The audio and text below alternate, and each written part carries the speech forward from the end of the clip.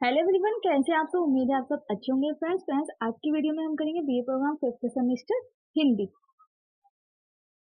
हिंदी भाषा का व्यवहारिक व्याकरण। इसका चैप्टर 2 करेंगे। चैप्टर 1 ऑलरेडी अपलोड हो चुका है और चैप्टर 1 2 की भी फर्स्ट वीडियो ऑलरेडी अपलोड कर चुकी हूँ। अगर आपने वो नहीं देखी तो चैनल की प्लेलिस्ट में जाकर देख सकते हैं। आज हम करेंगे चैप्टर 2 की वीडियो सेकंड, भाषा और व्याकरण का संबंध। भाषा और व्याकरण में क्या रिलेशन है, इसके बारे में आज डिस्कस करेंगे। हिंदी का अपना व्याकरण है, हिंदी भाषा का अपना एक व्याकरण है जिसके अनुसार उसकी शिक्षा दी जाती है। जिसके अनुसार जो हिंदी भाषा है उसका अपना व्याकरण है, उसी के अनुसार शिक्षा दी जाती है, एजुकेशन दी जाती है।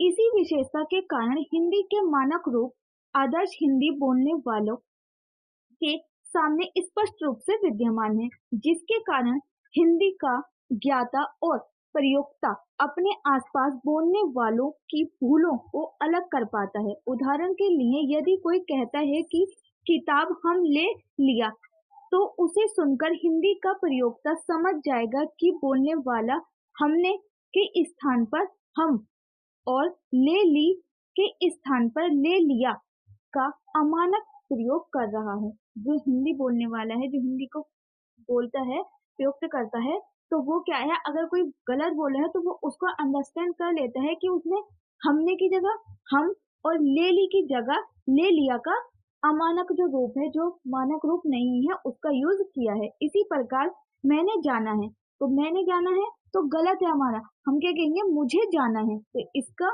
अमानक रूप तो हो गया मैंने जाना है, और मानक रूप क्या हो जाएगा, मुझे जाना है। आपको कहाँ जाना मांगता है, आपको कहाँ जाना मांगता है, ये क्या है, अमानक रूप है। और इसका मानक रूप को क्या होगा, आपको कहाँ जाना है। ठीक है,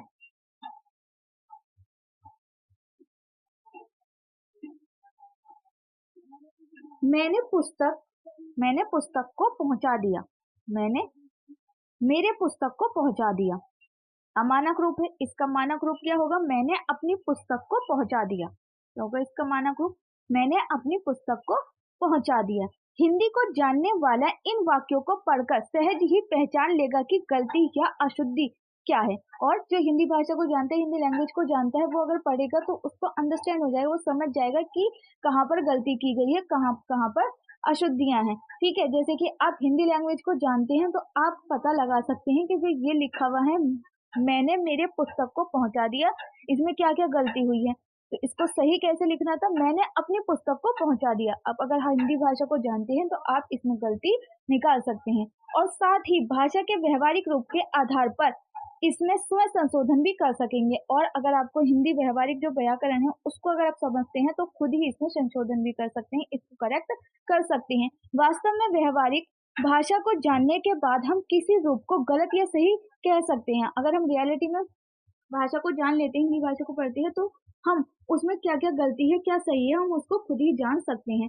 अमानक भाषा वही होती है जो मानक से अलग होती है। और अमानक भाषा कौन सी होती है, जो मानक भाषा से अलग होती है। डेफिनेशन आएंगी आपके एग्जाम में कि मानक भाषा क्या होती है और अमानक भाषा क्या होती है। तो मानक भाषा क्या होती है, जो कि करेक्ट लिखा हुआ है, जो कि हमने ये लिखा हुआ है, मैंने अपनी पुस्तक को पहुंचा दिया, तो ये क्या हो गया हमारा मानक रूप। ठीक है, और इसी का अमानक रूप क्या होगा, जो कि मानक नहीं है, यानी कि जो ये लिखा हुआ है, मैंने मेरी पुस्तक को पहुंचा दिया, ये क्या हो गया हमारा अमानक रूप। और ये जो दोनों होते हैं, मानक और अमानक, ये एक दूसरे के अपोजिट होते हैं।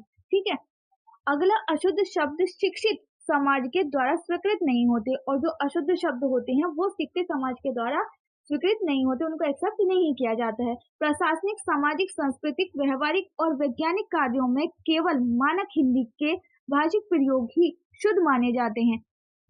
और जो हम प्रशासनिक लेवल पर, सामाजिक संस्कृति में, व्यवहारिक और वैज्ञानिक कारकों में जो हम शब्द यूज करते हैं, सिर्फ वो मानक ही यूज किए जाते हैं। ये जो अमानक शब्द होते हैं इनका यूज नहीं किया जाता। ये आम बोलचाल में तो बोले जा सकते हैं, बट इनका यूज जब हम वैज्ञानिक रूप में करें, सामाजिक संस्कृति में करें, प्रशासनिक में करें, बिजनेस से रिलेटेड करें, तो हम इनका उपयोग नहीं कर सकते अमानक शब्द को, क्योंकि ये अंडरस्टैंड करने में डिफिकल्ट होते हैं। और अमानक रूप जो होते हैं वो इजिली अंडरस्टैंड कर सकते हैं हम, और जो हिंदी भाषा को जानते हैं वो इनकी जो अशुद्धियां उनको सही कर सकते हैं। हिंदी के व्याकरण को इस स्तर तक पहुंचाने में अनेक विद्वानों का योगदान रहा है। और हिंदी जो व्याकरण है उसको इस स्तर पर तक पहुंचाने में, कि हम इजीली समझ सकते हैं कि व्याकरण में कहाँ अशुद्धि हुई है, वो इसमें कई विद्वानों का योगदान रहा है। आचार्य महावीर प्रसाद द्विवेदी, धीरेन्द्र वर्मा जैसे विद्वानों ने हिंदी की व्याकरणिक रूप को निश्चितता तथा एक रूपता प्रदान की है।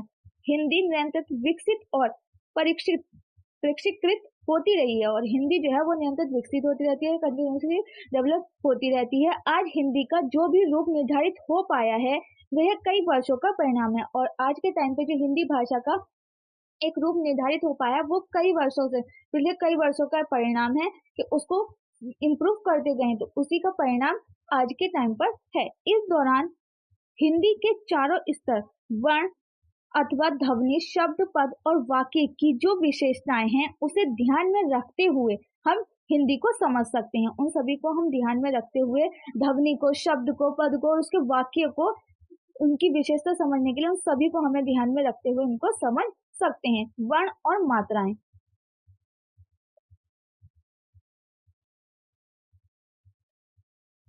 वर्ण और मात्राएं।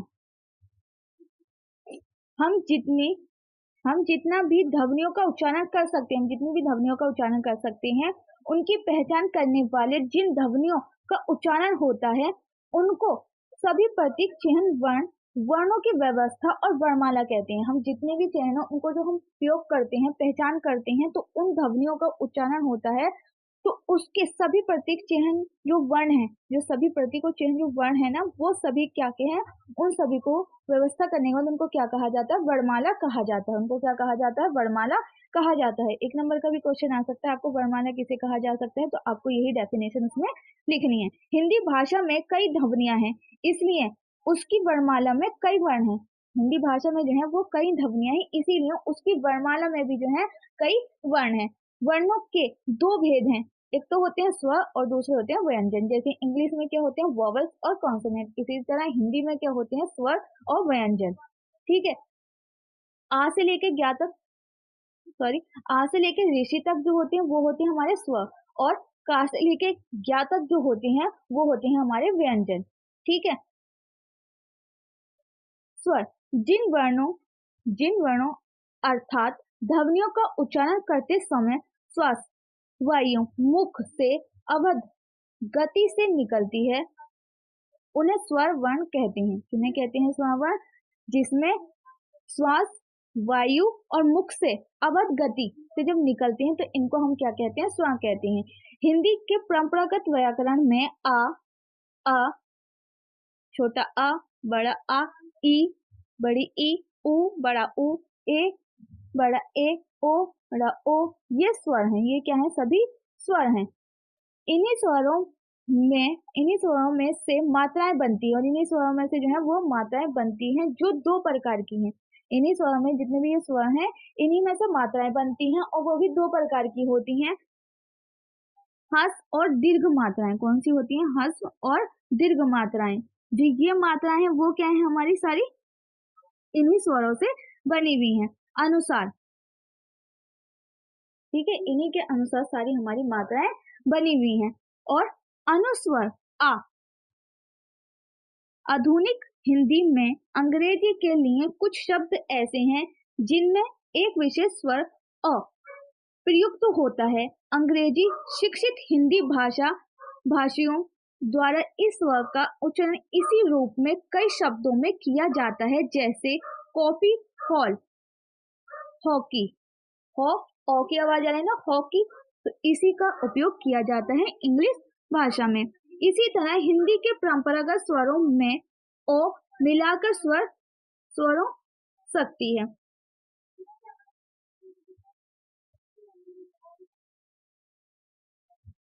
ए और ओ हिंदी में मूल स्वर हैं। ये कौन से हैं, छोटा है, बड़ा है, छोटा ओ और बड़ा ओ जो है वो क्या है, मूल स्वर हैं, हिंदी भाषा के मूल स्वर हैं। जबकि पहले इन्हें संधि स्वर, संयुक्त दो स्वरों के मेल से बना हुआ है। और ये क्या है, संधि स्वर है, जो कि दो शब्दों के मेल से, दो स्वरों के मेल से बना हुआ है, माना जाता था। आ प्लस ई, तो ए बन गया हमारा। आ प्लस ओ क्या बन जाता था, ओ। ओके, सब अब इन ध्वनियों को स्वर माना जाता है, अब इन्हीं ध्वनियों को स्वर माना जाता है। किंतु कहीं कहीं नैया, कहीं कहीं नया, औरत जैसे शब्द में ए और ओ का उच्चारण क्रमश संयुक्त स्वर अ प्लस ई न इया और अ प्लस उ औरत के रूप में होता है।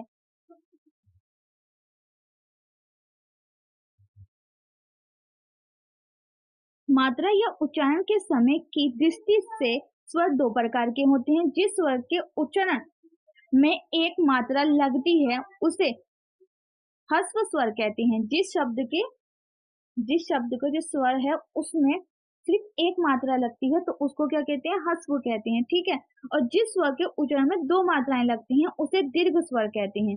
जिस शब्द के में एक मात्रा लगती है उच्चारण करने में उसको ह्रस्व कहते हैं और जिसके उच्चारण में दो मात्राएं लगती हैं उसको दीर्घ स्वर कहते हैं। जैसे एग्जाम्पल के तौर पर हम देख सकते हैं, ह्रस्व स्वर में आ, ई, उ, ए और औ होता है।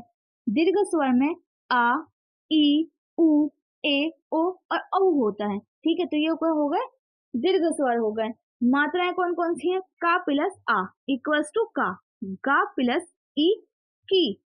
मात्राएं आ, ऊ की मात्रा, इस पर डबल मात्रा लग गई औ की, ये ए की जो ए के ऊपर होती है ना डबल मात्रा वो लगी हुई है, और ये औ की मात्रा हो गई और ये ओ, तो ये क्या है, डबल मात्राएं लग रही हैं तो वो दीर्घ स्वर होंगे, एक मात्रा लग रही है तो वो ह्रस्व स्वर होंगे। ठीक है, जिस स्वर के उच्चारण ने स्वस्थ वायु मुख से निकले उन्हें मुखिक स्वर, तथा जिन स्वरों के उच्चारण में मुख के साथ साथ नासिका से भी निकले तो उन्हें अनुनासिक स्वर कहा जाता है। हिंदी में सभी स्वर ओ को छोड़कर दोनों रूपों में उच्चारित होते हैं, और हिंदी में सिर्फ ओ को छोड़कर जो दोनों स्वर हैं वो दोनों रूपों में उचित होते हैं। मुखिक स्वर कौन कौन से हैं, आपको ये अपने घर पर प्रैक्टिस करनी है कि मुखिक स्वर की जो वॉइस निकलती है वो कैसे निकलती है और अनुनासिक स्वर की वॉइस कैसे निकलती है। ठीक है, व्यंजन पढ़ते हैं।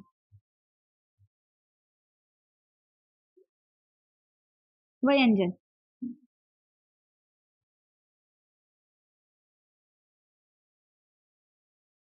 व्यंजन वर्ण, व्यंजन वे ध्वनि है जिसके उच्चारण में हवा अवध गति से न निकलकर मुख से किसी भाग, तालु या मृदा से निकलती है। हमारे से निकलती है, तालु से या मृदा से निकलती है। जैसे हम बोलते हैं का, तो ये किससे निकल रहा है, हमारे मुख से भी निकला है, मुख और तालु और मृदा से मिलकर निकलता है। या तो इसे पूर्ण अवरुद्ध होकर आगे बढ़ना पड़ता है या घर्षण या परवश से निकलना पड़ता है। इस प्रकार वायु मार्ग में अवरोध उपस्थित होता है। हिंदी के व्यंजन इस प्रकार हैं। का वर्ग में क्या क्या आता है, क, ख, ग, घ, ड़। चा वर्ग च, छ, ज, झ, और ज। टा वर्ग ट, ठ, ड, ढ, न, ड़, र। ता वर्ग त, थ, द, ध, न। पा वर्ग प, फ, ब, भ, म, फ, म। अन्यथा जो एक्स्ट्रा बच गए उनको य, र, ल, व, ये क्या बन जाता है, लह। ठीक है, उष्मा श, श और ह किससे बनते हैं, ये श हो जाता है श। ठीक है, ये किससे निकलते हैं, हमारे मुख से या तालु से। ठीक है, और इनको आगे बढ़ना पड़ता है, और ये आपके इसकी प्रैक्टिस घर पर करनी है। ठीक है, जिसे आप इजीली समझ पाएंगे। हिंदी में अधिकांश व्यंजन वही हैं जो परंपरागत ग्रंथों से हिंदी वर्णमाला में प्राप्त हैं। ठीक है, लेकिन कई प्राचीन ध्वनियां लुप्त हो गई हैं, लेकिन कई प्राचीन जो ध्वनियां थी वो लुप्त हो गई हैं, समाप्त हो गई हैं, तथा कुछ नई विकसित हुई हैं, और कुछ क्या है, नई विकसित हुई हैं, और कुछ जो पुरानी थी प्राचीन टाइम में थी वो लुप्त हो गई हैं, वो गायब हो गई हैं। हिंदी के व्यंजन अलग होने पर भी स्वर आधारित है, और हिंदी के व्यंजन जो है वो अलग होने पर भी स्वर आधारित हैं, अर्थात व्यंजन भी स्वर सहित होने पर भाषिक इकाई बना पाते हैं। क, त, प, हलंत व्यंजन अस्वर युक्त होकर क, त, प के रूप में प्रयुक्त होते हैं। ये जो होते हैं नीचे लगे हुए इनको क्या कहते हैं, हलंत कहते हैं। यहाँ कोष्ठक में दी गई व्यंजन ध्वनियों के संबंध में कुछ स्पष्टीकरण आवश्यक हैं। द को वर्णमाला में नहीं लिखा जाता है। इन दोनों को क्या है, वर्णमाला में नहीं लिखा जाता है। ये भी देखा था ना हमने, ये साइड में लिखे होते हैं, इनको वर्णमाला में नहीं लिखा जाता है, किंतु हिंदी में इनका प्रयोग होता है। लेकिन इनका जो है यूज होता है हिंदी में, लेकिन इनको वर्णमाला में लिखा नहीं जाता है। इन्हें स्वतंत्रता ध्वनियां मानकर ड और ढ की सह ध्वनियां माना जाता है। इनको स्वतंत्र ध्वनि मानकर जो ड और ढ है उनकी ही ध्वनि माना जाता है, इनकी ही ध्वनि माना जाता है इनको। पर चूंकि ड और ड के उच्चारण में अंतर है, क्योंकि इन दोनों के उच्चारण में अंतर है, और लेखन में भी इनके लिए अलग अलग लिपि चयन है। और लेखन जब हम राइट करते हैं, लिखते हैं, तो उसमें भी इनके लिए अलग अलग लिपि चयन है। अतः मानक हिंदी का प्रयोगता ड और ड और ढ और ढ के अंतर के प्रति संचित रहता है। एक के स्थान पर दूसरे का प्रयोग अमानक माना जाता है। इसके स्थान पर अगर हम इसका उपयोग करेंगे तो वो क्या माना जाएगा, अमानक माना जाएगा, और इसका भी प्रयोग हम इसके स्थान पर करेंगे तो उसको भी क्या माना जाएगा, अमानक माना जाएगा। पढ़ाई के स्थान पर पढ़ाई का प्रयोग उच्चारण तथा वर्तनी दोनों ही स्वरों पर अमानक और अशुद्ध है। अगर हम पढ़ाई की जगह पर पढ़ाई बोलते हैं तो ये क्या माना जाएगा, दोनों ही स्थान पर गलत माना जाएगा, अशुद्ध माना जाएगा।